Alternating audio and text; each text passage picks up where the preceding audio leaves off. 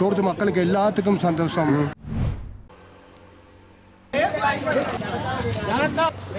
பெரிய சந்தோஷம். அன்னைக்கு ஜனாதிபதி அறிவிச்சதை பற்றி அது கிடைக்கும்னு நாங்கள் நம்பி இருந்தோம். அதே மாதிரி இன்னைக்கு கோட்டு முடிவாக இருக்கு. தோட்டத்து மக்களுக்கு எல்லாத்துக்கும் சந்தோஷம். நல்லா கிடைச்ச பெரிய சந்தோஷம் தான்.